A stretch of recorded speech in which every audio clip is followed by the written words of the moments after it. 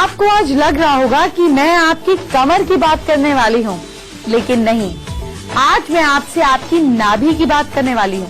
क्या आप जानते हैं हमारे शरीर की 70,000 से ज्यादा नसें नाभि से जुड़ती हैं। ये नाभि बड़े कमाल की होती है। आज आपकी नाभि की बात होगी। नाभि देखकर किसी भी महिला का राज कैसे पता चल सकता है, ये जानेंगे। नाभि को इतना खूबसूरत बनाएं कि जो देखे देखता ही रह जाए। ब्यूटी टिप दी जाएगी और तो और नाभि से जुड़े लेटेस्ट फैशन की बात होगी। नाभि पर कैसे किसी की कलाकारी की जाती है, ये सब दिखाऊंगी। और भी शो में होगा बहुत कुछ खास। चलिए शो की शुरुआत करते हैं।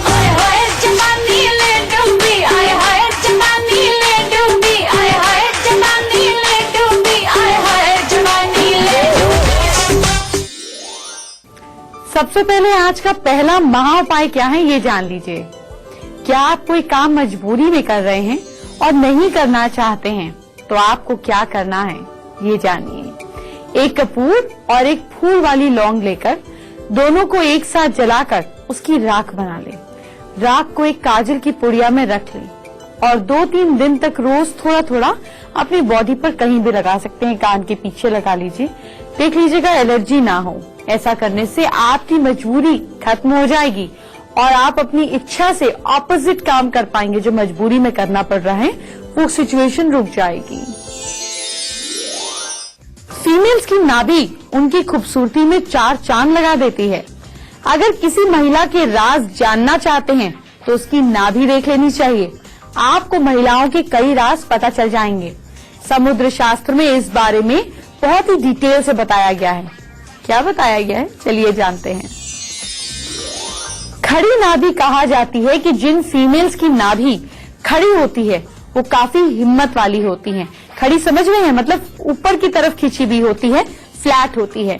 ये स्वभाव से बहादुर होती हैं। अपना कोई भी काम मन लगाकर करती हैं।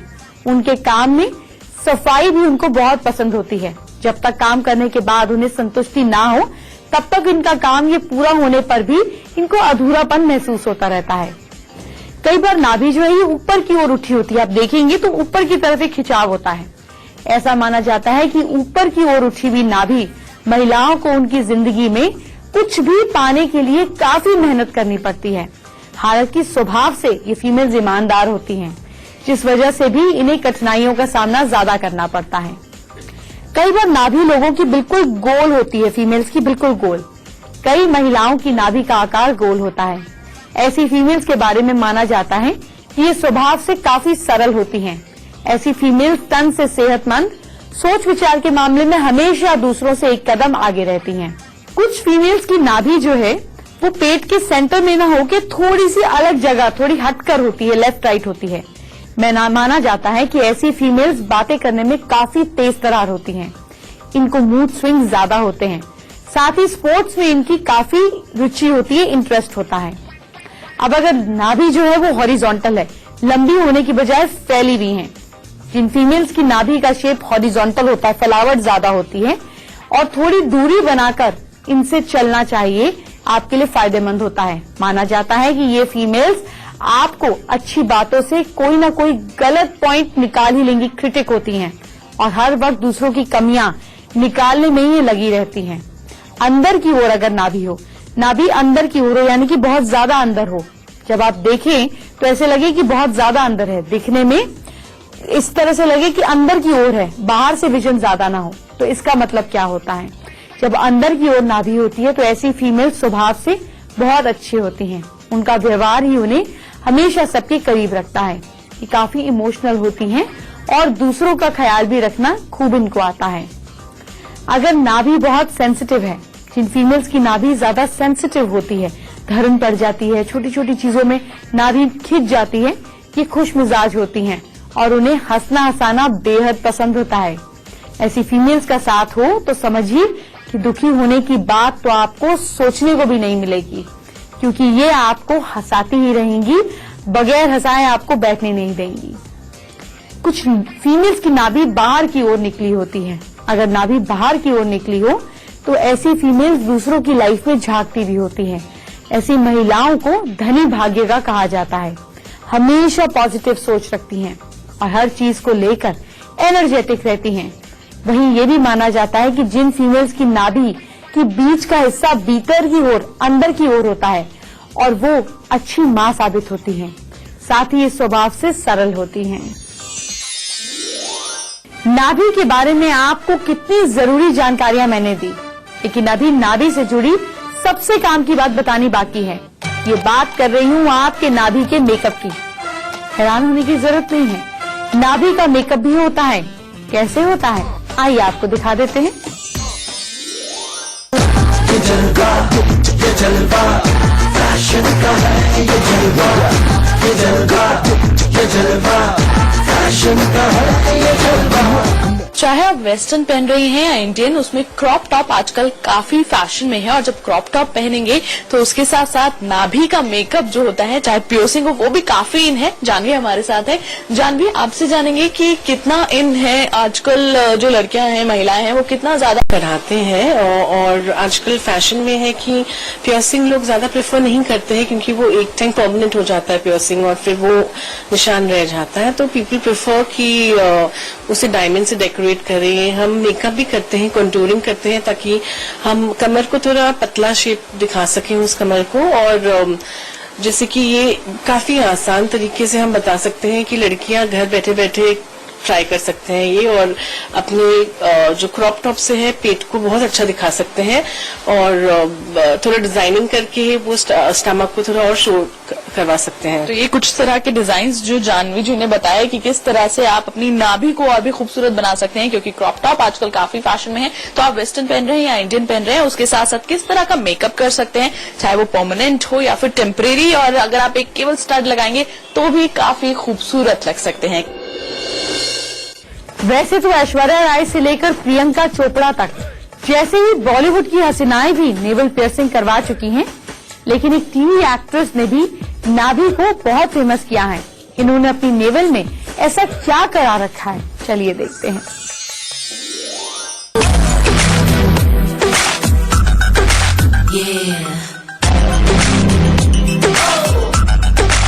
मेरे साथ शर्मिला हैं, जिन्होंने बताया कि जब वो 12th क्लास में थी तब एक भूत सवार था, उन्होंने नेवल पियर्सिंग कराया था, राइट? यस, जब मैं एक्चुअली क्लास 1 से बोर्डिंग स्कूल में रही हूँ, और वहाँ पे बहुत सारे रिस्ट्रिक्शंस होता है कि तुम ये नहीं कर सकती, कोका कोला नहीं पी सकती, घर नहीं जा सकती, ये वो नहीं कर सकती, बिकॉज हम लोग बंधे हुए थे बोर्डिंग स्कूल में। बहुत सारे रूल्स और रेगुलेशंस होते हैं which boarding school people have to follow. तो जैसे ही 12th क्लास खत्म हुआ, मुझे लगा यार अब छुटकारा मैं पा सकती हूँ सबसे, आई कैन बी फ्री, अब तो मैं सब कुछ करूंगी, ऐसा फेज था।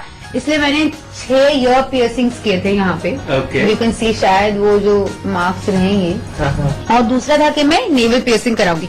अब सबने कहा कि नेवल पियर्सिंग तो बहुत दर्द होगा, तू पता नहीं कैसे करेगी। तो थोड़ा दर्शकों को दिखाएं कि आखिर कराया कैसे था, कितना पेनफुल था आपका ये। This is the piercing. Okay, that's really nice. ये जो पियर्सिंग करते हैं जो लोग, वो ये जो पियर्सिंग के साथ नहीं करते, they always do a piercing with a needle. और एक उनका कुछ हुक जैसा कुछ होता है, उनके साथ करते हैं। और बोलते हैं कि आप जब पक जाएगा एक हफ्ते में, तब आप वापस आना, तब हम लोग आपके पसंद का पियर्सिंग लगा देंगे, अब वो लेके आना जो डायमंड स्टड है जो भी। तो मैंने कहा लेकिन मैं तो कल जा रही हूँ वापस घर में, तो बैंगलोर गई थी, एक दिन के लिए बैंगलोर में किया था।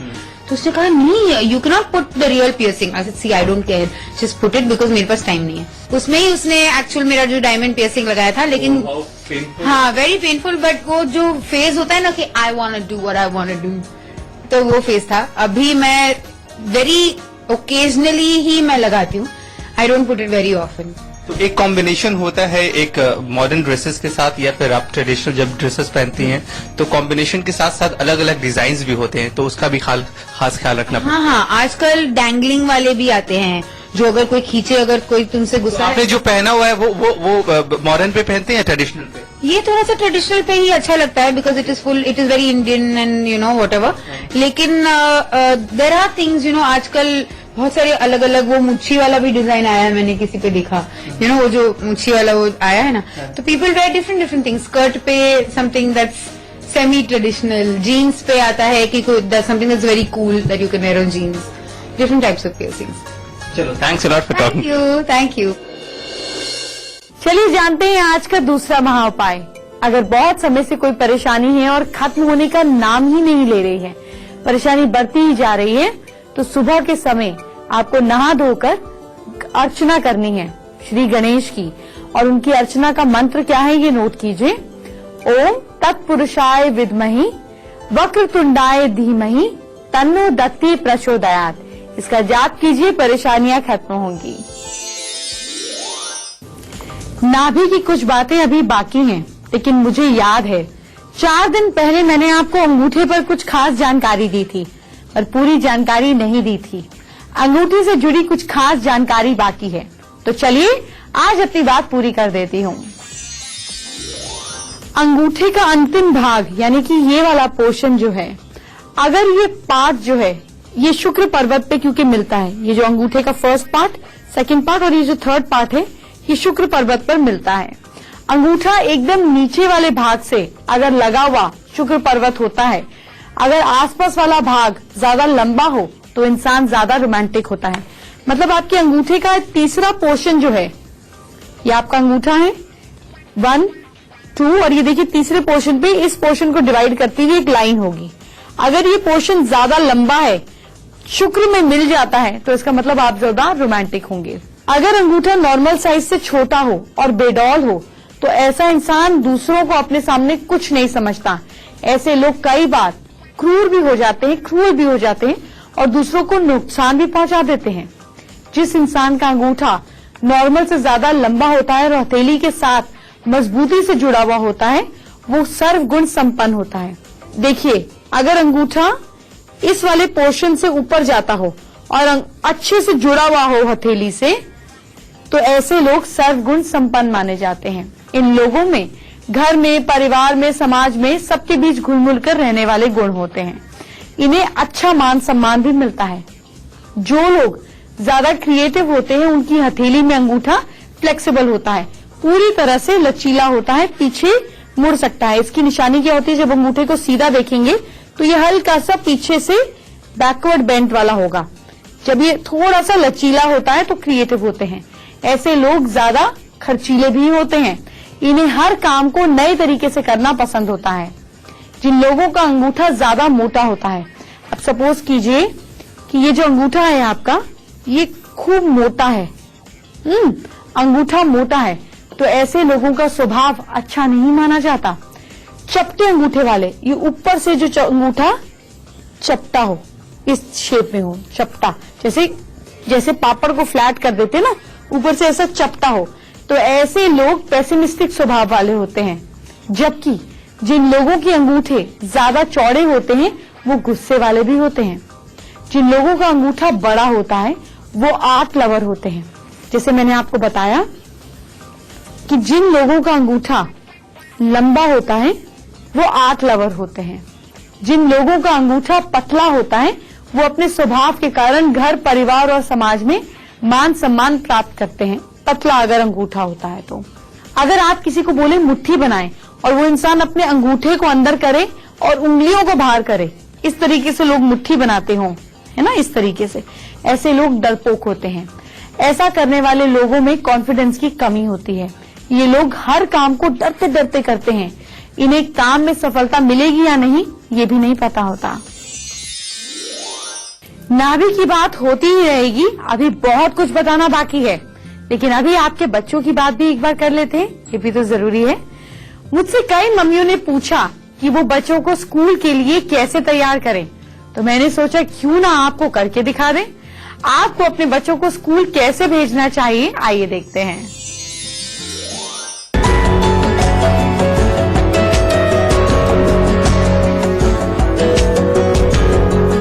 आज हम आपको बताएंगे स्कूल जाते वक्त आपका लाडला या लाडली जब स्कूल जाते हैं तो बहुत सारी टेंशन जाहिर है आपके दिमाग में भी होती है, तो उन्हें स्कूल के लिए तैयार करते वक्त किन किन चीजों का ख्याल रखना चाहिए, इसके बारे में बात करेंगे। एक्सपर्ट हैं हमारे साथ वंदना जी, बहुत बहुत स्वागत इंडिया न्यूज पर। हेलो। जब बात स्कूल के बच्चों की होती है, स्कूल जाने वाले छोटे बच्चों की, तो जाहिर है बहुत सारी चीजें लोगों को, जितनी भी हाउसवाइफ्स हैं, जितने भी मॉम्स हैं, उनको बहुत सारी टेंशन होती है।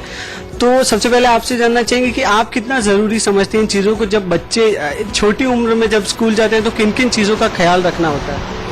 अभी फर्स्ट तो हम लोग देखते हैं कि बच्चे जाते हैं तो पूरे कपड़े बाल से लेके उसके मोजे जूते ठीक से होना चाहिए, हेयर ऑयल होना चाहिए, उनका यूनिफॉर्म एकदम साफ सुथरा होना चाहिए, जिसकी वजह से बाहर ऐसा न लगे कि हमारा बच्चा कैसा है।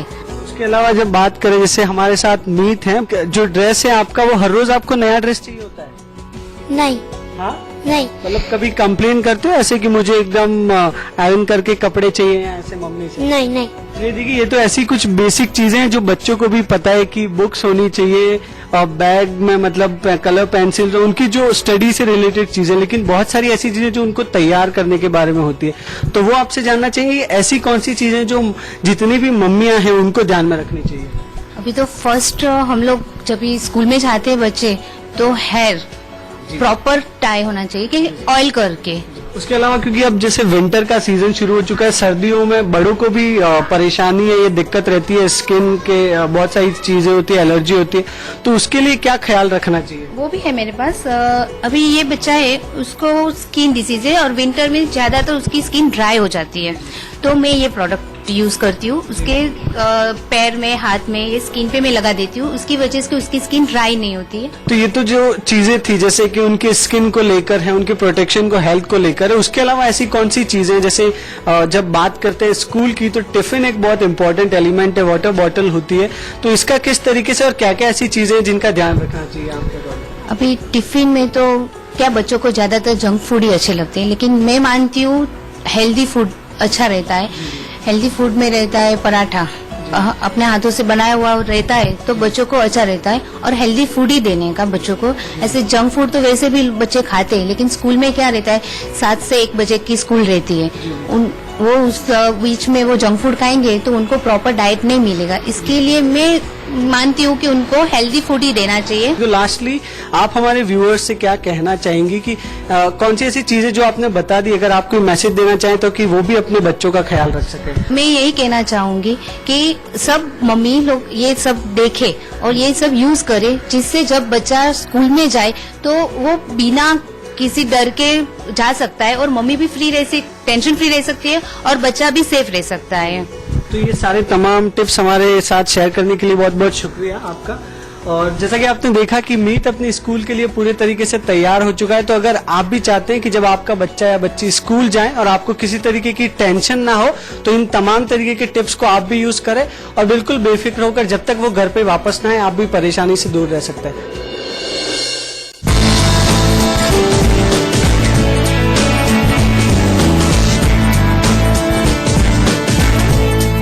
दर्द एक ऐसी समस्या है जो किसी को भी कभी भी परेशानी में डाल सकता है।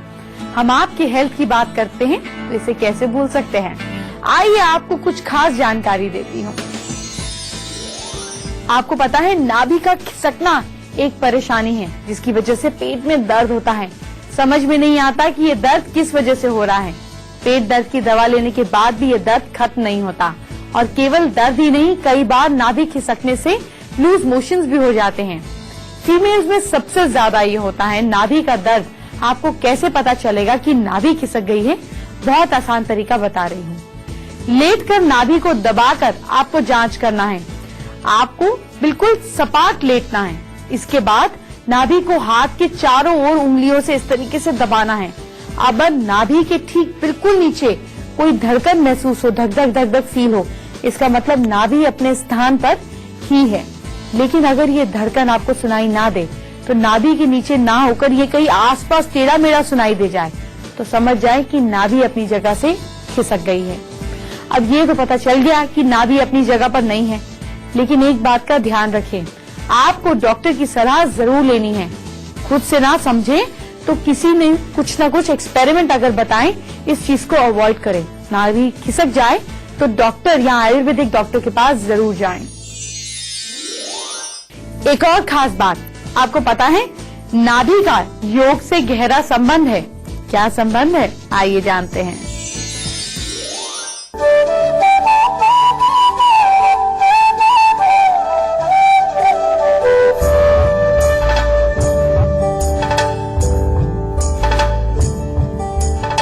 नमस्ते, मेडिकल योगा सेंटर से मैं हूं डॉक्टर दीपक सचदेवा।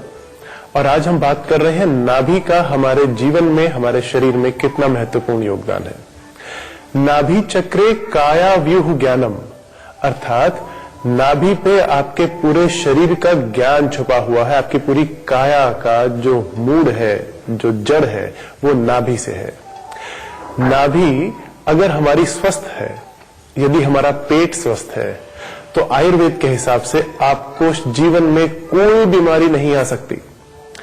यानी कि आपकी जठराग्नि अगर प्रदीप्त है तो आपका मणिपुर चक्र और आपकी जठराग्नि 100% बढ़िया काम करते हैं और आपका शरीर हमेशा स्वस्थ बना रहता है।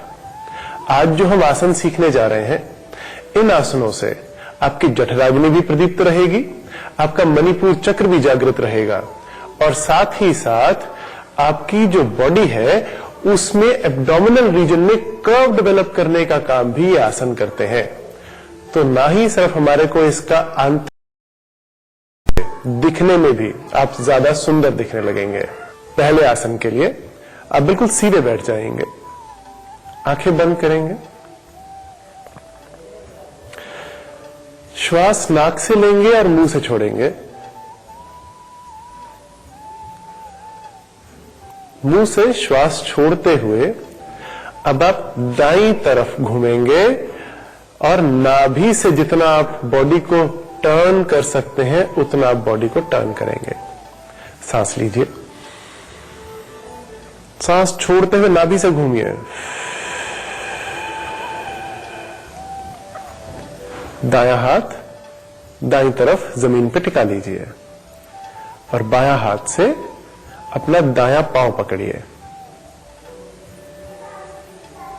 फिर से एक बार सांस लीजिए, सांस छोड़ते हुए नाभि से और दाईं तरफ घूमिए।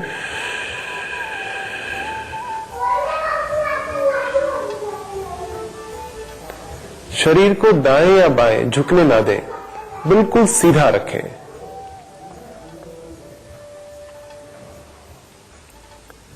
तीस सेकेंड यहां रुकने के बाद आप धीरे धीरे वापस आ जाएं।